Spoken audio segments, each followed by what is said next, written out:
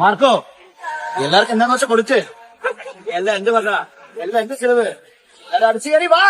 റിയാസ് ഖാന്റെ സീൻസ് എന്ന് പറയുന്നത് ഒരു ഫ്ലാഷ് ബാക്ക് സീൻസ് ആണ്. അപ്പൊ അത് ഉണ്ണിയുടെ വേറൊരു ഗെറ്റപ്പാണ് ആ സിനിമയിൽ. അപ്പൊ അത് പക്ഷേ സിനിമയുടെ ലെങ്ത്തും പിന്നെ സിനിമയുടെ ഓളത്തിനനുസരിച്ചിട്ട് ഡയറക്ടറിന്റെ അവരുടെ തീരുമാനത്തിനനുസരിച്ചിട്ട് അത് മാറ്റിയതാണ്. എന്താ ഇന്നാ പിടിക്കണോ?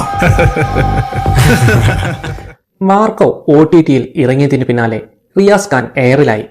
കുറെ കാലമായി ഡിലീറ്റ് സീനും ചോദിച്ച് ആരാധകർ കാത്തിരിക്കാൻ തുടങ്ങിയിട്ട് ഇപ്പോഴാണ് ഇറക്കിയത്. മാർക്കോ ഇറങ്ങിയത് തൊട്ട് റിയാസ് ഖാൻ സിനിമയിലുണ്ട് എന്ന് പറഞ്ഞിരുന്നെങ്കിലും തിയേറ്ററിൽ കണ്ടില്ല.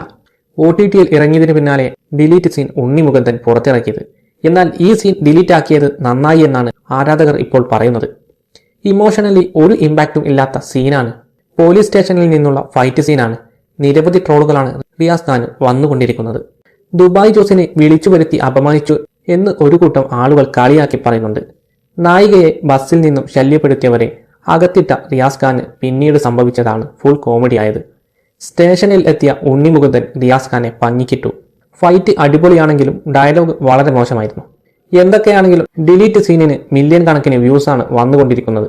സിനിമ OTT-യിൽ ഇറങ്ങിയത് പിന്നാലെ പ്രതികരണങ്ങൾ മാറിയതായി ചില കമന്റുകളും വരുന്നുണ്ട്. ചില ഡയലോഗ് ഡെലിവറികളാണ് വളരെ മോശമായി തോന്നിയത്. പാർട്ട് 2 ഉണ്ടാകുമെന്നാണ് അണിയറ പ്രവർത്തകർ അന്ന് പറഞ്ഞത്. അതിൽ റിയാസ് ഖാൻ ഉണ്ടാകുമോ എന്നാണ് പലർക്കും അറിയേണ്ടതും. എന്തൊക്കെയാണെങ്കിലും ഡിലീറ്റ് സീൻ നിങ്ങൾ കണ്ടതാണോ? നിങ്ങളുടെ വിലയേറിയ കമന്റുകൾ രേഖപ്പെടുത്തുക.